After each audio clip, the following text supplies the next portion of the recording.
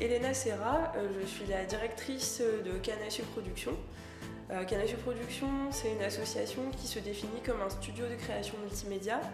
On est basé à Villeneuve-d'Ascq et on existe depuis 4 ans. Canne à Sucre Production a 3 pôles pour diviser ses activités. Donc d'abord on a le pôle création. Au pôle création, on produit des contenus audiovisuels à l'initiative de nos membres. Donc ça peut être des courts-métrages, des documentaires, des jeux mobiles ou des événements de divertissement également. Ensuite, on a le pôle prestation.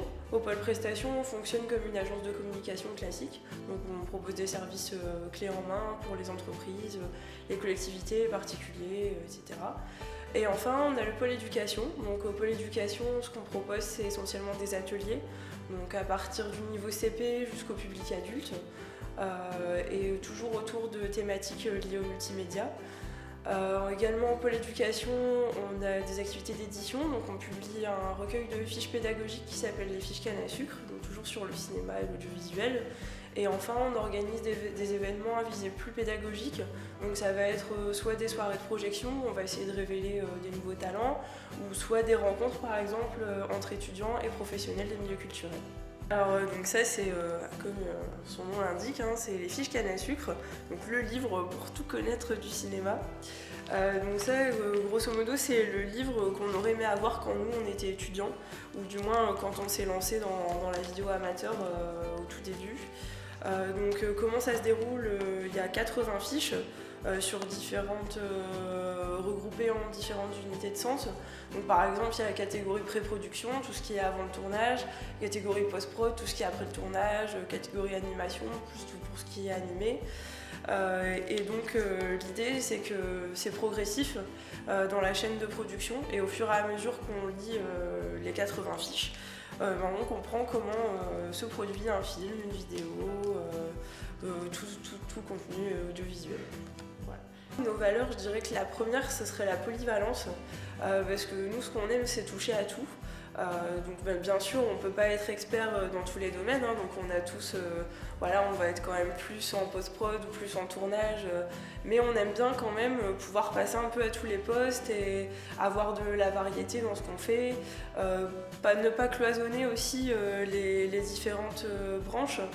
Par exemple, quelqu'un qui va faire majoritairement de l'administratif ou de la production, on ne voit pas pourquoi il pourrait également pas faire du montage sur tel ou tel projet. Donc ça, je dirais que c'est une valeur forte à Canne à Sucre. Ensuite, je pense que ce qui est important pour nous aussi, c'est la qualité et la haute technologie.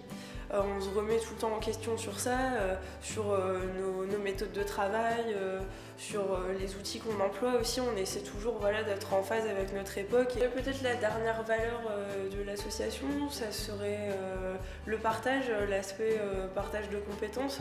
Donc que ce soit avec les membres de l'association, avec lesquels on va partager notre savoir-faire, chacun dans nos domaines respectifs, que ce soit avec nos clients dans le pôle prestation, on va toujours chercher à leur expliquer quelle démarche on adopte quand on travaille sur leur projet, ou via les personnes qui participent à nos ateliers. On est tout le temps dans cette démarche où on va essayer de partager les compétences et d'en échanger et de s'enrichir aussi via les différentes personnes qu'on peut être amené à rencontrer. Dans notre pôle prestation, dans lequel on fonctionne comme une agence de communication, donc on fait de la vidéo clé en main essentiellement pour des clients.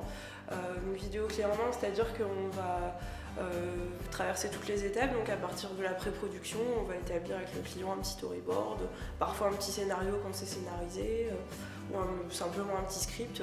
Ensuite on va faire le tournage, le montage, les effets spéciaux, les animations s'il y a besoin.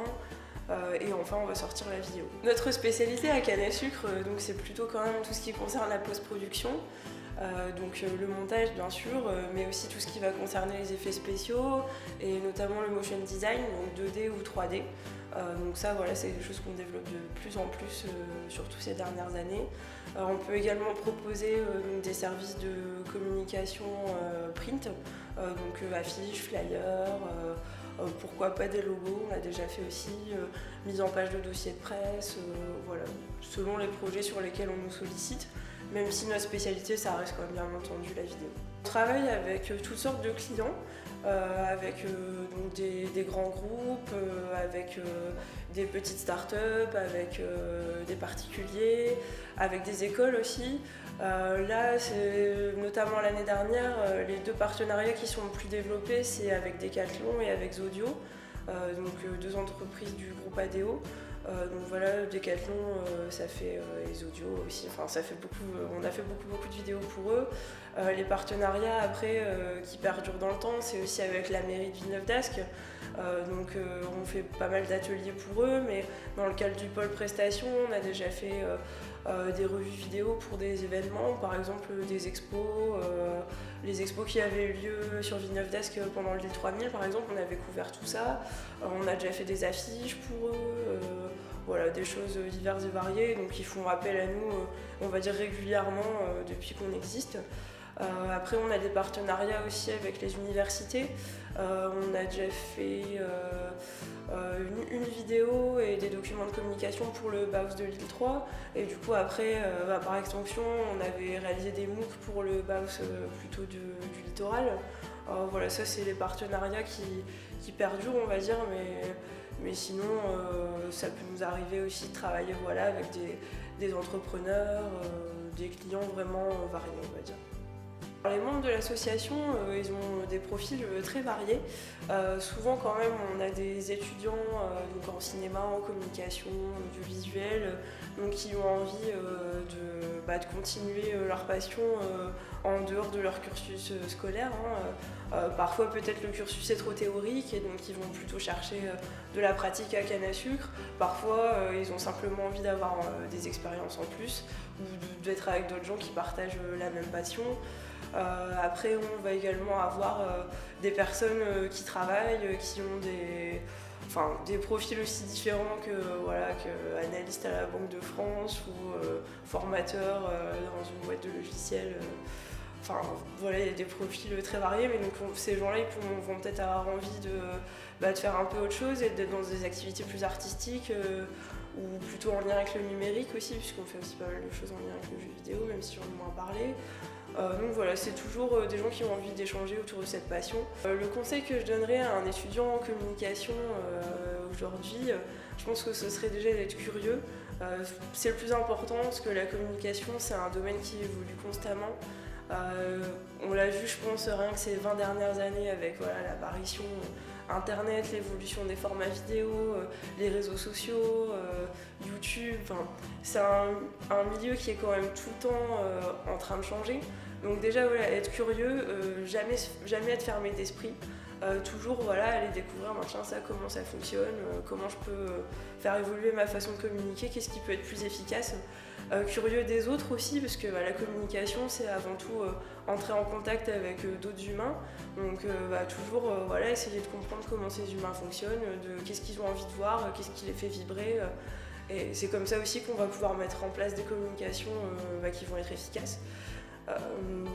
Et puis aussi en tant qu'étudiant, ça je le conseillerais à toutes sortes d'étudiants, c'est vraiment essayer de ne pas vous limiter aux cours, et même à l'intérieur des cours, essayez toujours d'être le plus actif possible. Participez, quand vous avez la possibilité de faire un stage, faites-le. Essayez des projets personnels, des choses comme ça qu'on vous propose. Saisissez toutes les occasions où on vous fait confiance en fait. Toutes les occasions où on va vous confier du matériel, où on va vous mettre en contact avec des professionnels, des choses comme ça. Plus vous allez avoir d'expérience et plus ça va être facile après pour vous de vous insérer dans le monde du travail quand vous aurez terminé vos études. Donc découvrez plein de choses, faites du bénévolat. Et c'est mon conseil, soyez curieux et puis soyez actifs.